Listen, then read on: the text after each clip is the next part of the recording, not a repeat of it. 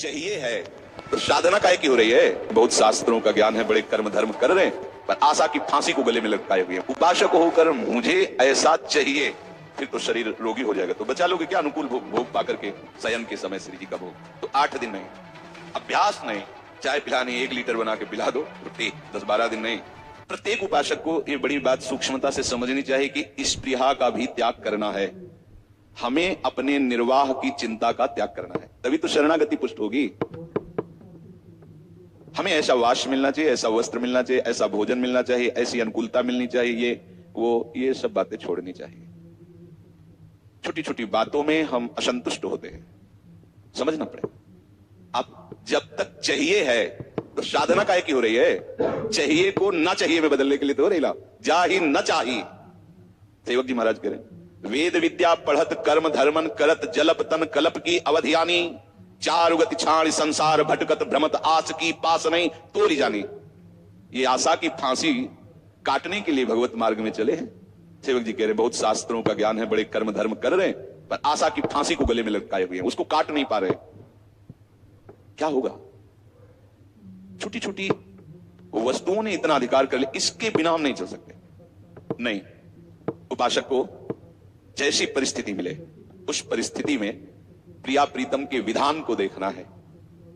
भाई सच्ची मानिए, ये नष्ट होगा, मरेगा ये, ना कोई इसको औषधि बचा सकती है, ना कोई इसको भोजन, ना इसको कोई पेस्ट, कुछ चाहे जितना पेस्ट रगड़ो ये बतीसी जाएगी, चाहे जितना गाजर का जूस पियो, विटामिन पाओ, नेत्रों की ज्योति जाएगी, क्योंकि इनका एक समय है, समय पर ये क्षीण होते चले जा रहे हैं। आपको एक ज्योति प्राप्त करनी है जो दिव्य, बढ़ती ही रहती, कभी घटती नहीं है, वो प्रेम ज्योति है। उससे जब नेत्र उन्मीलित होते हैं तो नवनिवृत्त निकुंज सामने होता है।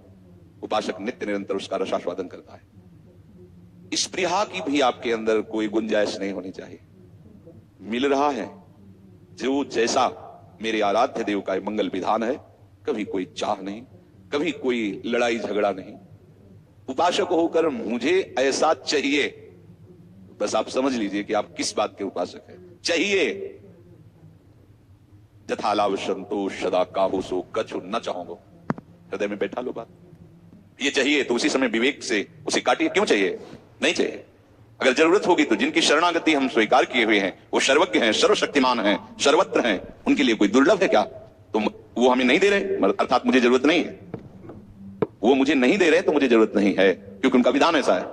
हमें कोई मांग नहीं रखनी, हमें ये अनुकूल पड़ता है, वो जानते हैं ना, और वो नहीं दे रहे हैं, इसका मतलब है कि हमें ये अनुकूल पड़ता है। इस बात को भी मिटाना वो चाहते हैं, मिटा दो, फिर तो शरीर रोगी हो जाएगा। तो बचा लोगे क्या अनुकूल भोग पा करके?